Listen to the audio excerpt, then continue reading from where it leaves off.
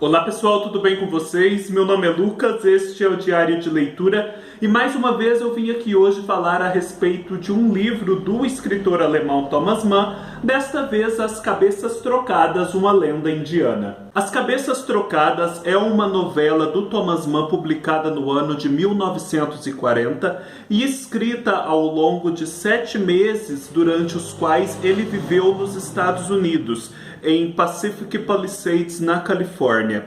O Thomas Mann, nesta novela, foge um pouco do ambiente europeu tão característico de todas as suas outras obras e, como ele já fazia na tetralogia José e seus irmãos, parte para o Oriente em busca de um cenário, de uma nova ambientação, de novos motivos. Mas essa fuga de Thomas Mann para o Oriente, para a Índia em específico, não é algo inesperado num autor tão tipicamente alemão, já que o romantismo, um dos gêneros literários mais típicos daquele país, e também um contemporâneo seu e muito amigo, Hermann Hesse, se ocuparam fortemente desses motivos hindus. Então nada mais natural que o Thomas Mann, pelo menos em uma novela, se ocupasse deles também. O Thomas Mann parte aqui de um mito existente, porém muito breve, e que conta a história de um casal, ou melhor, de 2 amigos e uma moça com a qual um deles se casará. Temos Shirida Mann e Nanda, 2 amigos mais ou menos a mesma idade, de castas mais ou menos parecidas, mas que têm uma diferença muito grande entre si pelo seguinte motivo.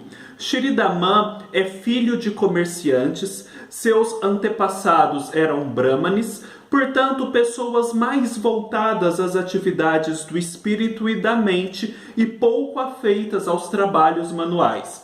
Ao passo que Nanda é filho de um ferreiro e criador de gado, e portanto mais acostumado com a lida diária, com o trabalho braçal.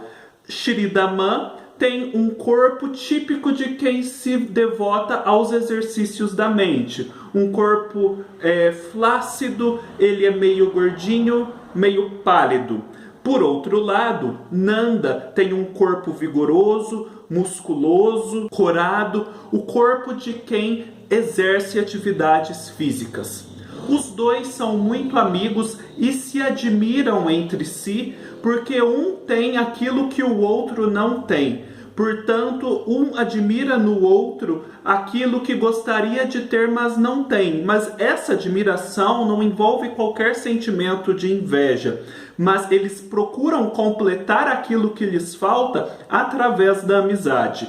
Chega um determinado momento da narrativa, os dois empreendem uma viagem em que cada um, a partir de um certo ponto, irá para um lugar diferente do outro para realizar negócios próprios de suas famílias. Porém, antes de se separarem, eles param num lugar sagrado, um lugar dedicado a banhos purificadores à beira de um riacho. E ali, depois de terem se banhado, estando repousando no bosque ali próximo, eles avistam, sem ser vistos, uma jovem muito bela, totalmente nua, entrando naquelas águas para se purificar também. E os dois ficam estupefatos com tamanha beleza e fazem vários comentários a respeito, mas sempre sem que a moça os reconheça ou tome conhecimento de que eles estão ali. Um deles, Nanda, percebe que aquela moça não é uma desconhecida, que aquela moça tem um nome, que ele já teve contato com ela no momento anterior, o que só contribui para dar maior profundidade à sua personalidade, para além daquele corpo e daquele rosto belos que se apresentavam ali naquela cena tão bucólica. Depois de cada um fazer os negócios que lhes competiam, eles voltam a se reunir e regressar a seu vilarejo natal, mas neste momento Nanda percebe que o seu amigo Shirida Mann está muito estranho, está muito taciturno, sem vida, desolado. até que enfim ele descobre que Shri-Daman na verdade está apaixonado por aquela moça, mas tão apaixonado e tão consciente de que aquela moça era alguém para além do humano, uma verdadeira deusa, que não tem nenhuma esperança de poder tê-la como esposa. Nanda ri dele porque é sim possível que os dois se casem. Então ele envereda vários esforços para que isso aconteça, e isso de fato acontece logo em seguida. Temos, portanto, o casamento que foi engendrado por força de Nanda principalmente, e depois de um tempo, vemos que os dois, Sita, que é a jovem, e Shri-Daman, decidem fazer uma viagem ao vilarejo da moça, aos seus pais. E como Nanda era afeiçoado aos trabalhos braçais, ele que vai funcionar como cocheiro dessa viagem. Porém, eles se embrenham numa floresta e acabam perdendo o caminho, até se encontrarem meio que por um acaso com um templo de Kali, a deusa mãe, a deusa de quem tudo provém e a quem tudo retorna. Mas este templo guarda uma imagem da deusa Kali sob uma feição terrível, sob um aspecto horripilante, não tão convidativo como das outras imagens suas. Chegando então perto deste templo, Shri-Daman, que era muito devoto, decide descer e ir lá fazer uma visita, ao passo que o Nanda e a Sita ficam na carruagem, poderíamos dizer, não é este o nome do veículo aqui no livro. Há, porém, entre Sita e Nanda uma grande tensão, porque Sita admira bastante o aspecto vigoroso e sensual de Nanda. E Nanda também admira muito a beleza de Sita, mas nenhum dos dois quer trair ou os seus votos matrimoniais ou a fidelidade que deve ao amigo por força de uma amizade de longa data. Aí acontece que por muito tempo o Shri-Daman fica lá naquele templo e não retorna mais. Então, primeiro vai Nanda buscá-lo, e depois, como Nanda também demorasse, é Sita quem vai buscar aos dois. Neste momento da história, temos uma reviravolta muito grande, o seu ponto central, poderíamos dizer, um incidente muito interessante, mas que vai resumir e dar ensejo a várias reflexões do autor, aos vários pensamentos e considerações que o Thomas Mann quer tecer. E o que o Thomas Mann quer discutir através desta narrativa? O Thomas Mann quer discutir principalmente a insatisfação nossa com as nossas próprias características, o desejo por aquilo que é próprio do outro, a complementaridade que existe entre nossas habilidades e atributos e as habilidades e atributos do outro, o desejo que se dirige ora a uma coisa, ora a outra, e que não consegue se ver satisfeito de uma vez só, porque sempre que é satisfeito por um aspecto, deixa de ser satisfeito por outro. Então, este é um livro que trata da complementaridade no exercício da amizade e também do desejo amoroso que não consegue ser satisfeito porque o objeto do amor nunca é perfeito, nunca é completo, e sempre há algo fora dele que também é aprazível, que também deve ser objeto do amor. Então eu não posso adiantar muito mais a respeito disso, porque acabaria por revelar os incidentes da história.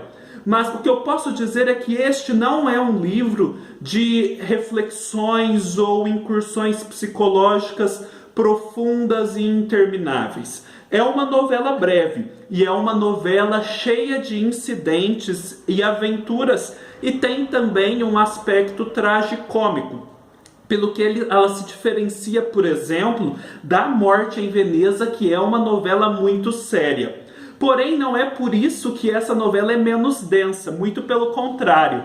Nela, o Thomas Mann, através deste tema da complementaridade e do desejo insatisfeito, volta mais uma vez às suas velhas reflexões. Reflexões, por exemplo, que dizem respeito ao estrangeiro entre uma nação de pessoas homogêneas, pessoas muito parecidas, ao artista frente à vida burguesa, ao artista deslocado no mundo, seja por ser estrangeiro, seja por ser artista entre burgueses, e também ele volta ao tema da racionalidade e do dionisíaco, porque de um lado temos o corpo, temos o desejo sensual, que é algo mais afeito ao dionisíaco. Por outro lado, temos a cabeça aqui do título, ou melhor, as cabeças. E as cabeças têm a ver com o elemento cerebral, com a racionalidade. É sobre a síntese disso tudo que esta recriação do mito indiano vai tratar.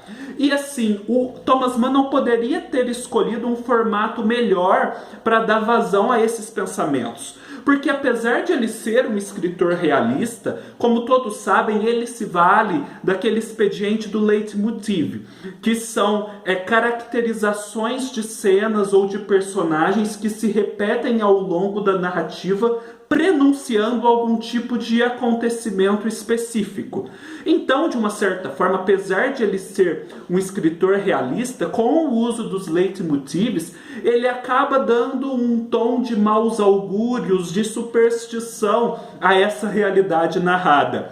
E o mito tem toda essa simbologia já dentro de si. Portanto, a simbologia, os vários significados, as várias camadas de interpretação aqui são muito abundantes. Enfim, leiam o livro, é muito fácil, a linguagem é muito elevada, mas porém não tão difícil como, por exemplo, em A Morte e Veneza, e também há passagens leves e engraçadas em meio às desventuras desses três personagens, o que também contribui para tornar a leitura mais leve.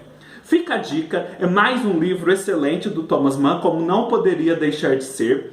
Deem um like se vocês gostaram do vídeo, deixem seus comentários, se inscrevam no canal, me sigam pelo Scoob, pelo Instagram e pelo Facebook, comprem através do link abaixo da Amazon e ajude o canal. Eu também vou deixar no box de descrição os links para todos os outros livros já lançados pela Companhia das Letras do Thomas Mann, para os quais eu fiz vídeo. E enfim, nos vemos numa próxima oportunidade. Até mais!